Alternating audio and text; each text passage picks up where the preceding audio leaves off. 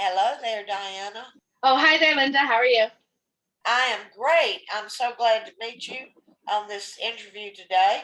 And let's just dive right into it. All right. I'm Linda Wilson, and tell us who you are. I'm Deanna Corrado. I'm a legal transcriptionist. I've been transcribing for about 5 years now. And where are you located? I'm located in Alberta, Canada, but I do a lot of work for the States as well. Okay. I was going to ask you, are most of your clients from the United States or for all over the world, or where are your clients, based? Mostly the US, and especially southern states like Georgia and Texas. Okay. All right. So you own a transcription service and you employ other people to work with you in, creating your transcripts, right? Yes, absolutely. But I didn't start out that way. Right. I actually started out self-taught. So I know you have a course that I've had some familiarity with that I think is very great. I think it points a lot of people in a great direction, and I wish that I had had it when I started out. But luckily, I did have you when I started out. So I found a local group that, well, I guess not local, it's an international group that mostly focused on North America. I saw they get a lot of networks with reporters as well as transcriptionists around North America. So I did a lot of watching in the group. I had reached out on comment boards, and then eventually I just took the dive and I messaged you because I really wanted to do good work. I didn't want to make a lot of easy mistakes that people would tell that I was self-taught and just starting out. You helped me with a lot of the basics, and so when you came out with the course, I knew it would be a great resource for me to freshen up on the things that I might have missed when I taught myself in the beginning. Did you tell me one time that you were intimidated or scared to contact me? Absolutely. Like, you can tell the amount of knowledge that you have. It's very apparent you've been a reporter for a very long time. You've seen many facets of the industry and have embraced a lot of technology as it's come out. So I really appreciate for you making it user friendly. I know that transcription didn't used to be like it is now, where we can do everything with Dropbox and Google. But I appreciate the world it is now, and that somebody like me, I think I was making $21,000 Canadian. So that's probably, I don't know, $17,000 US a year. And I was working 12 plus hours a day. So I started looking into something I could do on the side. I started working with local universities. And I've always been a pretty fast typer. It was kind of my party trick. People would be like, oh, Deanna can type fast, give it to her. And then I realized that I could turn that into a career when I just saw the vast amount of work that was on your job boards. Like, there was reporters looking for coverage, and I would reach out to a reporter and they would say, can you take 30 hours? Can you take 50 hours? And I just had no way to even begin to understand how to complete that amount of work. So then I started learning and getting good feedback from reporters, asking you questions. I think I even did a bit of work for you, which was awesome because then you could give it to me straight. And yeah, and it was awesome to see the little changes I can make. And I could tell that my reporters definitely appreciated it because they started asking me to do all of their work. They didn't want another transcriptionist overseeing their work. So that's when I realized that I needed to bring people aboard and teach them what I knew. Although at the beginning, I have to say I probably taught some people really wrong because I didn't know. It's definitely better to just go to the top, go to somebody who has been doing this for a long time to get the training. But it's been a great ride, and I have a team of about 15 transcriptionists now. Okay, good. Well, like we say sometimes, a lot of people, you don't know what you don't know. And so you started out, just kind of feeling your way through this, and it eventually rolled and morphed into a very good business for you. And I think you've told me the huge success that you've had. And if you'd like to, just share some of that from a financial standpoint, not to get too personal or anything, share whatever you want to, just to give other people a sense of the type of money that can be made in this profession by someone like yourself who just stumbled into it almost, and look in 4 or 5 years what's happened with you. I think people would love to hear that, if you'd like to share that with us. Absolutely. I think my greatest reward is teaching others, and I know you get the same kind of affirmation back for doing that. It's very rewarding to be able to show people how to make income, necessarily if you get rewarded for it or not. So I know that a lot of people were interested in kind of making some part-time income and more on a casual basis. A lot of moms, people that have really strong clerical skills or worked in the legal field who are able to transpose those skills with just a little bit of guidance to make good money part-time. So most of my typists are part-time. And I have to say that my biggest accomplishment is that going into my 5th year of business now. And last year I paid out over $100,000 to typists. And since the beginning, I've paid out over $250,000 to typists around Canada and the US. And so for me, that's really prideful for me to say, because I've created jobs, I've created income, especially at a time that people are very uncertain on how they're going to pay their bills. And I couldn't have done it without you. So I really appreciate you letting me vent, letting me say my frustrations, because we all know it's not easy in the beginning. But as long as you just try to move forward with your best work and try to keep, getting better every day, then you can actually make really decent money doing this and have a lot of pathways that you can take in different directions. Right. Well, that's a great answer, and thank you for that. Well, a lot of our conversations that we've had over the years, many thousands of back and forth, have been on things not just necessarily like, oh, should I put a comma right here?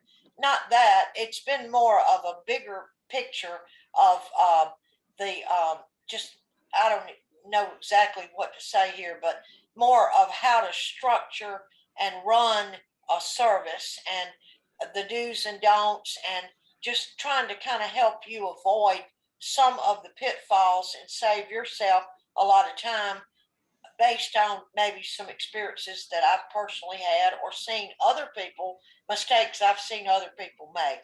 And that's, you talk about training and helping other people. That's one thing I like to do is think, what could happen, and oh wait, let me tell you about that, and let's avoid that, just to be helpful to people. That's more outside the realm of just, okay, so here's what we do, and we put a comma here and we put a period there. It involves so much more than that, and I just can't tell you how much pride that I feel in you and what you've accomplished. You got it, girl. You got it going on, and I am so happy, and I just love it that you're willing to share your information and your story with other people. And I appreciate you complimenting me on the help that I've given you, because I'm just always happy to help people. I love helping people as you do. And so I understand that you have, for your going forward, you've got a wedding in the future. Yes, coming up in the summer in August. Summer wedding. Should be fun. Well, congratulations, best wishes. And I know that it can be stressful getting your work done, overseeing a company, a lot of other people, you know, just there's always little stumbling blocks, little bumps in the road that you have to every day address and correct and fix. I know that. And you're doing an amazing job. And then when you add, planning a big wedding on top of that, I know your life is a little bit stressful, but it'll all work itself out in the end. It will. Just take it one day at a time, one step at a time, and you'll get there. And I always say 1 page at a time also. Just take it 1 page at a time. 1 page at a time, or 1 minute at a time. Just have to bite off. A mistake I see a lot of people do is they try to bite off too much, more than they can achieve at one time, and they don't realize it, and then they get overwhelmed and they freak out, panic, and all this kind of stuff. And if you can, and when you can, and where you can, it's always good to try to pace yourself and keep your level of stress at a minimum that way, so that you don't get overwhelmed and you always allow extra time, just relating it down to something easy to think about, you know if you think it takes 15 minutes to drive somewhere, allow yourself 25. Oops, sorry about that. Because you never know. You know, you could catch a bunch of stoplights, or, you know, you could have a flat tire, or anything can happen. So you always want to build in a little bit of time into your, you know, don't try to squeeze it too tightly. Leave yourself a little cushion. Does that make sense? Absolutely. You've always taught me transparency and predictability. So transparency is being honest in my business. We're in the legal profession. We should be completely transparent with what we're trying to do, and we should never take on more work that we can't get done if we know we can't get done. And predictability, if something's due, you know, on the 24th, you know that it's going to be in your inbox in the morning. You never have to chase after it. People know how to get a hold of you, and just being predictable, and that then somebody can really lean on you. A reporter can really trust you, and they'll give you all of their work plus more. That's right. Well, yeah. you hit the nail on the head. What I'm trying to say here. One major mistake that I see people make is they get too excited and they just take on anything and everything, and they change their time or second guess, and they don't allow enough time in there for what if something goes wrong. Exactly. And they just they don't understand. I guess you could call it time management, but it's really more schedule management. And that's important especially when you're running a business like that, because you've got to not only answer to your clients, but also to your workers. And you've got to keep that train running down that track all the time, smoothly as possible. Yeah. As possible. Right. And so our interview today is not about, you know, you were my student and I taught you and look how great you're doing now. This is showcasing your ability to take a business and build it up basically from scratch. Because of things that you put together, especially too, because without your Facebook groups, I wouldn't have had that resource. All I did was search transcription into Facebook, and I was led to this whole world that I didn't even know existed. And my biggest reporter I still work for now, he's one of the first I ever met on the board. So I know that reporters appreciate it, typists appreciate it, and you just got to keep doing what you're doing because it's excellent. That led you to me, and that's how we met. And then we've just stayed friends ever since. And then that then turned into mentorship. I guess you could say Absolutely, yeah. I've kind of been your mentor. Well, I have really. And you've been very compliant and easy to teach because you took what I was saying to heart and you believed me and you roll with it. You didn't sit there and try to argue or question anything. You just said, okay, sounds good. I'll do it that way. And you did over time have to make some adjustments and some changes because you were doing something you thought was right, but it really, here's a better way. You need a network because, you know, even if you get into the flow of things and you think you're doing it right, it's always just better to have somebody you can bounce some ideas off of because, again, you don't know what you don't know. And if you have a strong network and you know confidently they know what you're doing, you never have to question something twice. So it's great. You can just have an open book of knowledge. Well, I love everything about you and your business and what you've said today. And I just can't thank you enough for sharing that with other people. And I hope that you'll continue on your same path, your journey.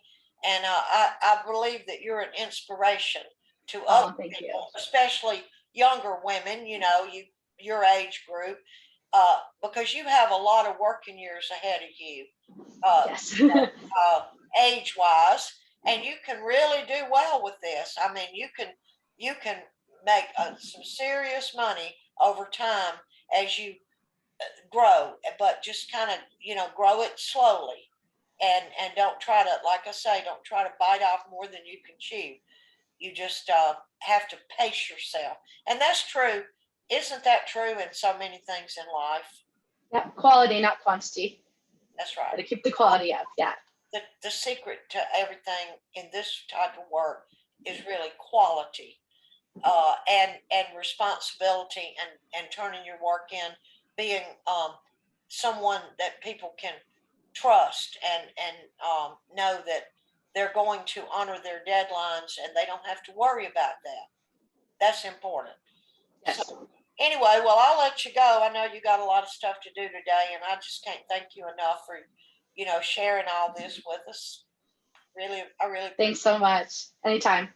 Okay. Bye-bye. Bye. See you later.